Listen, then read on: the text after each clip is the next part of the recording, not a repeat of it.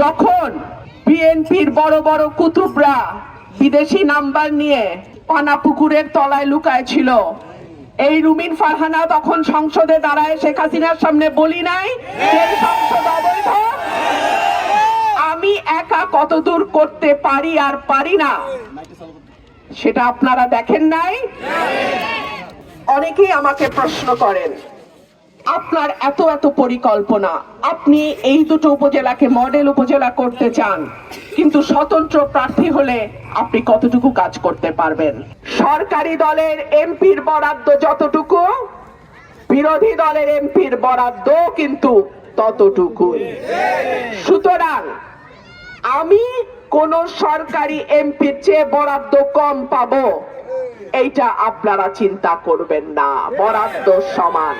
হ্যাঁ, সংরক্ষিত মহিলা এমপির বরাদ্দ অনেক কম, সেই কারণে আমি সংরক্ষিতর ব্যাপারে বলছি আমি আর সংরক্ষিত হব না।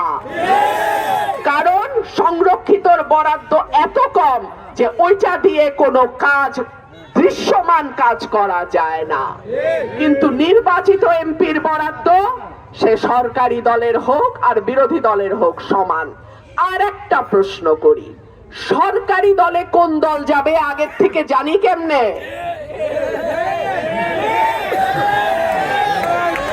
এইটা কি হাসিনার পাতানো নির্বাচন যে আগে আগেই জানি সরকারে কোন দল যাবে? কথাবার্তা সাবধানে কইেন, একদিকে কথা কইবেন আরেক দিকে ধরা খাইবেন। তো কথাবার্তা যত কম তত ভালো। আপনারা কি করে এত শিওর হইলেন যে সরকার গঠন ওই দলই করবে? অন্য দলও তো সরকার গঠন করতে পারে, তখন আপনাদের কি অবস্থা হবে ওইটা আগে চিন্তা করেন। যাই হোক, আমার কথা পরিষ্কার, আমি চুরি করব না, আমার চেলা চামুন্ডা চুরি করবে না, আমার হাইকমান্ডেও কিছু দিতে হবে না।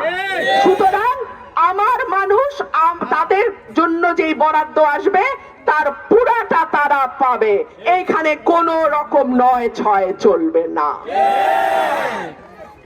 প্রিয় ভাইরা আমার, অনেকে আছেন প্রবাসে, অত্যন্ত কষ্ট করে আপনারা আমাদের দেশের অর্থনীতিকে টিকিয়ে রাখেন, কিন্তু বাংলাদেশের মাটিতে যখন আসেন তখন আপনারা যথেষ্ট সুযোগ সুবিধা পান না।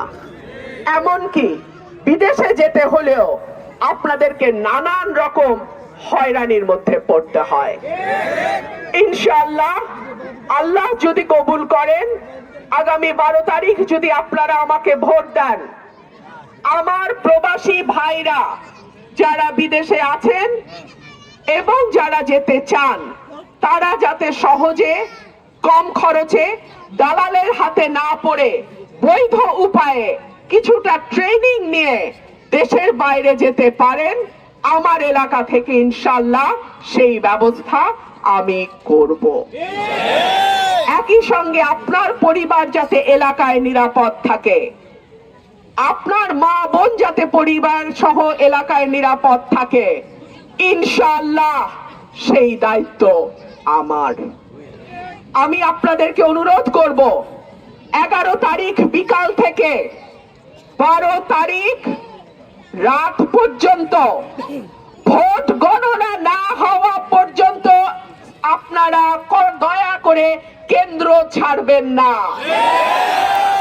আপনারা আমার একমাত্র সৈনিক, আপনারা ছাড়া আমার কোনো ওয়ার্ড কমিটি, ইউনিয়ন কমিটি, উপজেলা কমিটি নাই। আপনারা যদি আমাদের ভোট পাহারা না দেন, আমার পাহারা দেওয়ার মতন আর কেউ নাই। আপনাদেরকে অনুরোধ করব, ভোট পাহারা দিয়ে কেন্দ্রে কেন্দ্রে ফলাফল ঘোষণা হওয়ার পর সই দিয়ে আমাকে জানায়া তারপরে আপনারা কেন্দ্র ছাড়বেন, তার আগে না।